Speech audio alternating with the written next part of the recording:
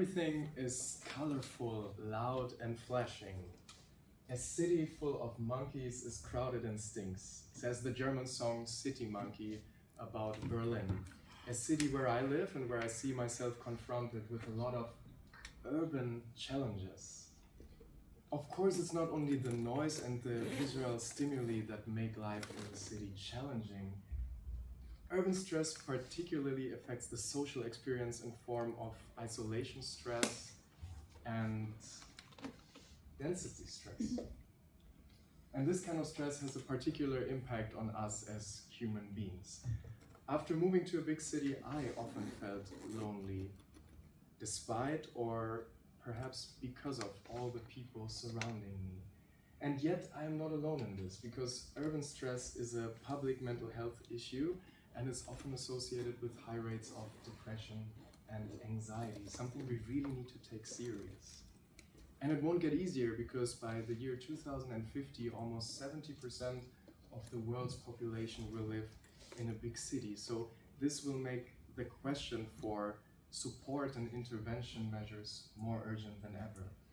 Experts are currently exploring how to make life in the city better, mental health in the city better. Architects, politicians, sociologists, they all offer different perspectives based on their area of expertise. And I think also we as CVS psychologists should ask ourselves the question, what can we contribute with our perspective on human suffering and human thriving on life in the big city? And I myself found inspiration in the song from the beginning, City Monkey. And I was thinking maybe I am some kind of city monkey, not just metaphorically, but also biologically. With a brain that is specialized for survival in the wilderness, this would be really quite some mismatch. So having a stressed nervous system in the big city would only be a very logical consequence.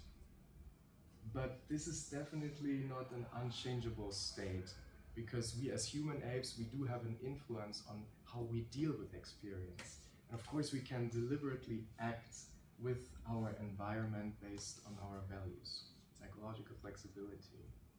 And this is where I think the DNAV model really fits in. This is an approach that places our human abilities in an evolutionary context and invites us to develop these abilities according to what matters to us in life. So we do have a mindful noticer, a curious discoverer, and an often critical advisor that orient themselves toward what matters to us in life. So being aware of these abilities has often helped me to navigate myself through the urban jungle. The noticer has helped me to stay in touch with my experiences, with my emotions, even in a very crowded subway. And the discoverer makes it possible for me to experience the city as like a big playground, to experience new things, new spaces, to interact with new people, and also helps me accepting that some attempts might miss the mark. And there's also an advisor that has a plan for everything and that helps me to survive, that warns me about the dangers of the city and knows exactly where and when I can have a really, really good time at the weekend.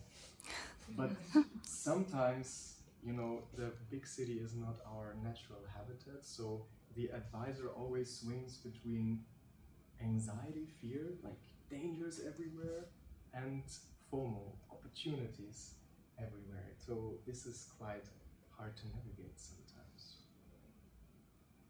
I think it's all the better that these inner processes can be oriented towards what matters to us in life. And this is a question we should ask ourselves, not only in the big city, but maybe especially in the big city. Like, what is important for me? How do I navigate through all of this? For me, it personally matters to enjoy the cultural diversity in the city, to regularly go on urban adventures, to connect with others, to create community, but sometimes to just dwell peacefully and eat my banana.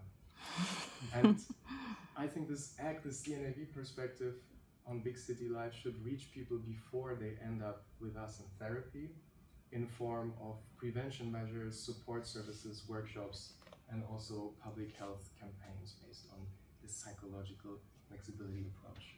Thank you very much.